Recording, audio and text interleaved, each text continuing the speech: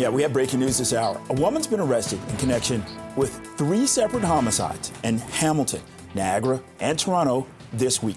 30-year-old Sabrina Kaldar, you see the photo right there, was arrested in Burlington and charged with first-degree murder in the Hamilton homicide and second-degree murder in the Toronto and Niagara investigation. So police say that the first incident happened Tuesday afternoon near Keele and Dundas. That's where a woman in her 60s was found dead inside a residence with visible trauma to her body. The victim hasn't been identified yet.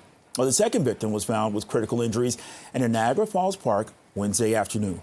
47-year-old Lance Cunningham was pronounced dead at the scene. The third victim is 77-year-old Mario Billich. He was found with stab wounds in a parking lot in downtown Hamilton, later succumbing to his injuries. So investigators believe that Cunningham and Billich were randomly targeted, while the suspect was known to the Toronto victim.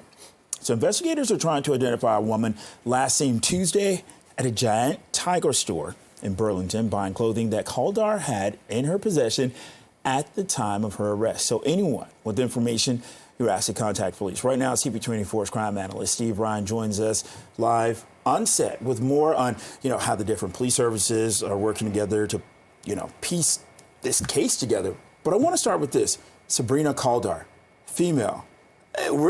Is this a serial killer? And we also have to talk about a female serial killer, if that's what we're looking at here, versus a male, which we usually hear about. By definition, it is a serial killer. There's 3 separate homicides, so yes. And how rare is it for a woman to be accused of random homicides? Really rare, in my view. You've been working for 30 years in law 30 years, and I spent half of that time in homicide. And the homicides that I was in charge of, where women were the accused, it was domestic related.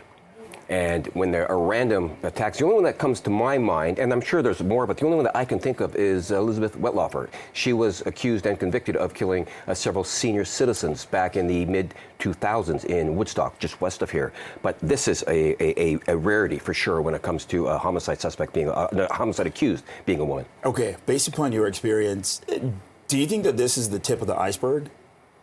Great point, and that remains to be seen. I mean, we've got 3 murders, October 1st, 2nd, and 3rd. So did this woman wake up on the 1st and decide that she's going to go on a killing spree, or are there other unsolved murders that she could be responsible for? So that is something, that'll be a big question for the police when they continue with their now multi-jurisdictional investigations. They've linked all 3 of these cases. When police link cases, they've got very strong evidence that the cases are linked, because once you link cases, you can't unlink them, because what happens then is that if you are right with one of them, but that person you're accused of doing these didn't do the other 2, you can't unlink them. You either did all 3 or you didn't do any of them. Okay, but see, you're talking about linking these cases here. So the 2 victims outside of Toronto, random, that's what we're hearing so far, but Kaldar, there was some sort of connection to the Toronto victim. Yeah, that's right. And the connection being made so quickly with regards to the linkage of these 3 cases certainly suggests to me, I did read that the descriptions were similar in all 3 cases. A similar description wouldn't be enough for any investigator to automatically link 3 homicides. There's no hurry to link them unless you've got hard evidence. So there's got to be the physical evidence that is seen, DNA perhaps, surveillance video that would 100% tell you that this same person you believe is responsible for 3 killings. You can't just lump 3 together and say, we believe you're responsible for 3, unless you've got hard evidence. So they've got significant evidence to make them believe that she committed all 3 of these homicides. Okay, so see, we're talking about 3 homicides here. I'm not a conspiracy theorist, talking about podcasts or anything like that, but, especially being in this industry, there's a lot of murders that go, unheard of for a long time.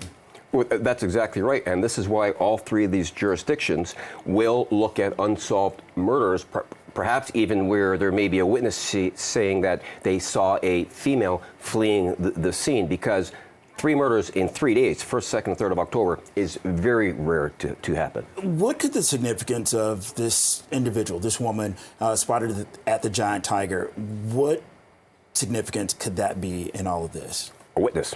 Absolutely a witness, 100%. So you can never have enough evidence. Despite the fact that the police have already linked these 3 cases, the more evidence you have, the stronger your case gets. Because remember, when it goes to court, you need to convict beyond a reasonable doubt. And any doubt goes to the benefit of the accused, which it should. So this is why you collect as much evidence as you can. Steve, I have so many more questions, but we're out of time. I bet. Okay, CP24's crime analyst, Steve Ryan. Thanks a lot. Okay.